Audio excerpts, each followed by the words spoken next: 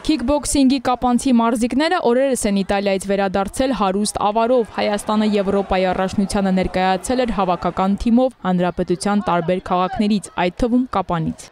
41 պետություններ մասնակցում, որտեղ մենք էինք եւ մենք մեր շնորհք ցույց տվինք, թե ամբողջ հավաքականով,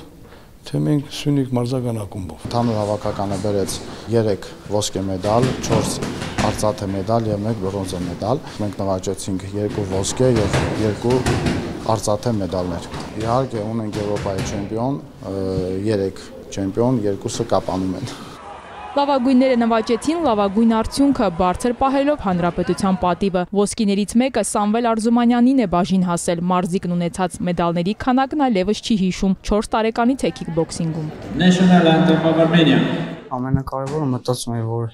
մարզիչների պատիվը բարձր պահեմ եւ Կապանում մեր սպասող մարդիկ կան դրա համար։ Հավաքականի 3 ոսկիներից 2-ը կապանցի մարզիկներն են համար պայքարում նվաճել, մեկը Սերժ Պապյանի շնորհքն է։ Դե իտալացիները յուրահատուկ ձևով էին մենամարտում, բոլորը տարբեր էին, մեկը արագ էր, մեկը դանդաղ, մեկը ուժեղ, դրա համար դժվար էր։ Մեր մարզիկները այս տարվա ընթացքում հավաքական թիմով միայն 3 անգամ արտերկիր են մեկնել, մասնակցել Բուլղարիայում եւ Հունգարիայում կայացած Եվրոպայի եւ աշխարհի գավաթների առաջնություններին, նվաճել ընդհանուր առմամբ 6 ոսկի, 8 արծաթ եւ 9 բրոնզ։ Դրսում մրցելը եւ փորձը եւ առաջ գնալու ոգևորիչ ազդակ։ Մարզիկը պետք է նաեւ երկրի սահմաններից դուրս ուժերը չափի, ասում են մարզիչները։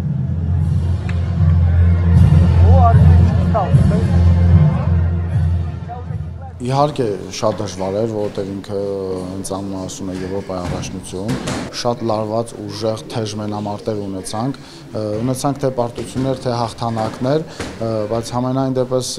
շատ ավելի երեխաների վրա ավելի շատ վստահ ենք, որ ավելի շատ մեդալ պետք է բերենք։ Զանգեզուրի պղնձամոլիբդենային կոմբինատը սոցիալական պատասխանատվության շրջանակում արդեն որերորդ տարին է ֆինանսավորում է քիքբոքսինգի Սյունիք ակումբին, նպաստելով մարզական կյանքի զարգացմանը թե Կապանում եւ թե առհասարակ մարզում։ Խոսքը վերաբերում է նաեւ ֆուտբոլին, որին ընկերությունը մեծ ուշադրություն է դարձնում։